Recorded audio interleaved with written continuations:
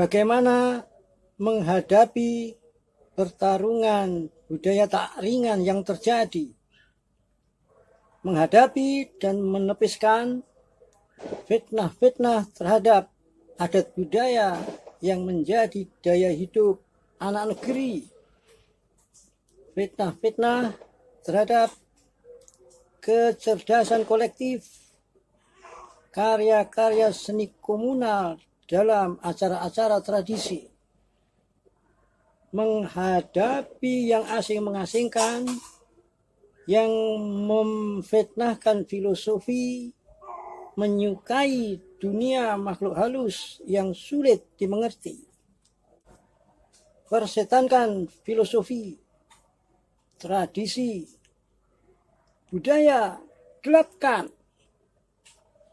fitnahkan pada dunia makhluk halus yang tak dipahaminya, asal-asalan, gerakannya yang penting membodohkan.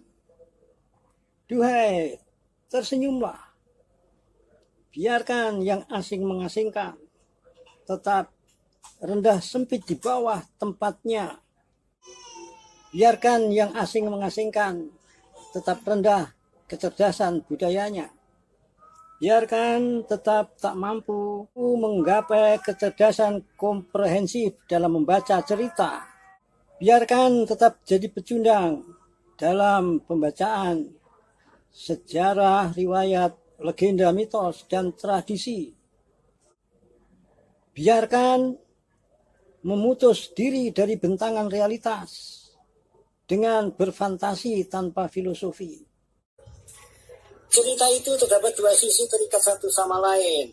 Tanpa kandungan filosofi, alur cerita nggak main, terikat dengan peristiwa tertentu, dan itu memberi warna bobot cerita. Terutama dalam hal ini peristiwa geologis yang sangat bermakna, merasuk ke dalam memori kolektif lintas masa, tentu berkaitan dengan kebenaran kejadian masa lampau. Wajarkan diri dengan dua sisi mata uang yang menggelinding bersamaan.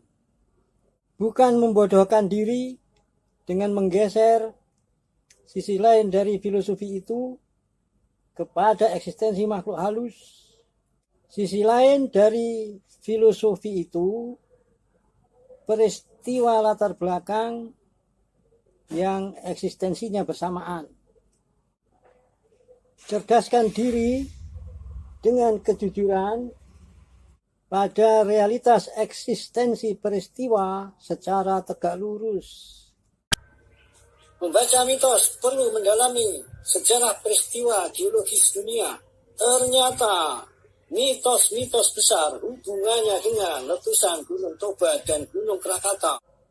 Bayangkan bila sisi lain filosofi yang adalah peristiwa latar belakang malah diasosiasikan pada dunia hantu. Kacau, kacau, kacau tidak, kacau tidak, kacau saudara. Ketahuilah, peristiwa latar belakang itu, terutama letusan Krakatau yang mengakhiri zaman es, bukan letusan 1883 Masehi yang terkenal itu, sanes. Itu enggak seberapa saat kejadian banyak kapal berlayar di Selat Sunda. Ini piramid sejati setinggi 3000 meter tiba-tiba lenyap bersama letusannya. Piramid sejati sepanjang 30 km tercerabut oleh tenaganya sendiri, menewaskan jutaan manusia.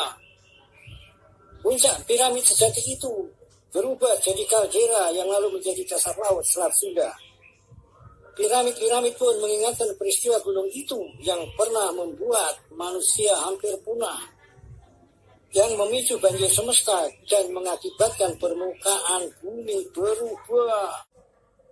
Yang asing mengasingkan terkesan membuta mata, membuta hati untuk kecerdasan mendasar seperti ini.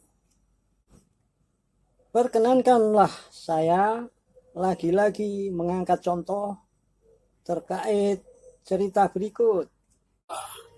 Banjir global menenggelamkan titik-titik pusat kemajuan yang lalu menjadi dasar laut Jawa. Kemajuan itu diantaranya dalam pengembangan pertanian pangan, antara lain diabadikan dalam cerita Bidadari Turun Mandi dan Pemuda Desa. Adakah yang tidak akrab dengan cerita itu? Kemungkinan besar ada yang sengaja menjauhkan. Faktanya cerita itu ada di Sumatera, Kalimantan, bahkan Pulau Sulawesi, bukan hanya di Jawa. Sang bidadari mengenalkan bahan pokok pangan, serta sang bidadari tak terlepas dengan realitas pelangi. Tempat yang maju itu pernah diliputi material yang mungkin bisa memolarisasikan cahaya matahari. Jelas hubungannya dengan gunung berapi, sebab material letusan itu terdiri dua warna, yaitu merah dan putih. Putihnya silika, dan silika yang menyelimuti Laut Jawa memolarisasikan cahaya putih matahari menjadi pelangi. Merahnya lava pijar. Ya, oleh karena itu orang bangsa Indonesia sangat lekat dengan warna merah putih. Makin waspada terhadap dugaan adanya gerakan pembodohan dengan kebodohan yang parah.